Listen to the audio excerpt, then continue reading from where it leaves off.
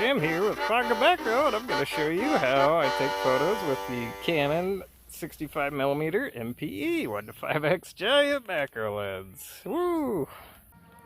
This is my current macro photography setup. We still have the trusty Canon MT26 RT twin flash, the EOS R Canon camera body, and the Canon 65mm MP-E with my fancy 3D printed diffusers. These are a lot different than ones I used to use.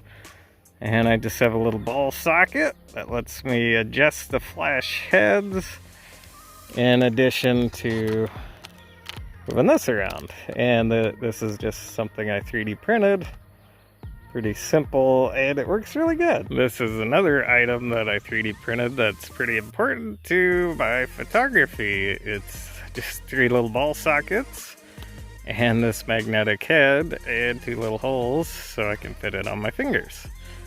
And that's what I use to change my background color. And I hold a few different pictures. Right now I've been doing a lot of colorful things, and I like the colorful. I also have a white one for when I'm doing little more modest photos for really bringing out the subject itself. Personally, I like adding a lot of color to make some more fun with all my photos. But yeah, this is just a little thingy I 3D printed, and it works great. Alright, here's a little crab spider on a daisy, which is an awesome subject to take photos of.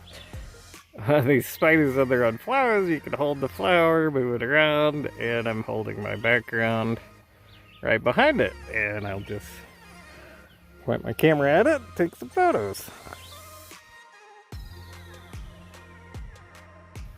This lens is fun because of how versatile it is. It goes from here to 1:1 all the way to 5:1, and 5:1 is pretty big. It's really cool though. This lets you get real close to different bugs, and I'll show you what each zoom point looks on our little spider friend.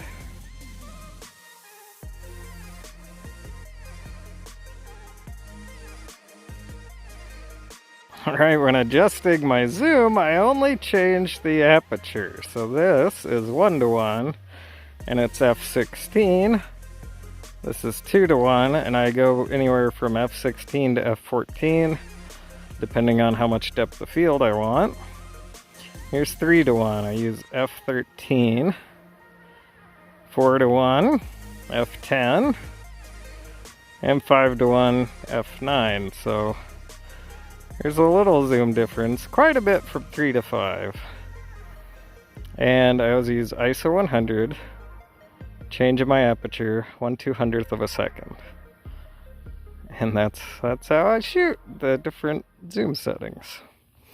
And with my flash, with the white background, I usually give it a plus 1.7 exposure compensation. I'm always using ETTL as well.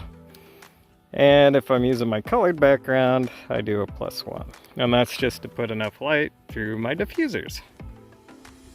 And there we go. I really have it set up pretty simple. All I'm changing is my aperture and my little colored background. That's pretty much it. So zoom in based on the size of the bug, and yeah, having fun. That's really the key of it. You could go without the goofy diffuser I have. It's just something I've worked on for a little bit, and I like having the softer light. If you don't use a diffuser or use the stock one that comes with the Canon MT26EX, you'll still get good results. Just you'll probably have some hot spots on the eyes or shiny parts of the bugs. Anyway, that's all for this. I'll catch you later.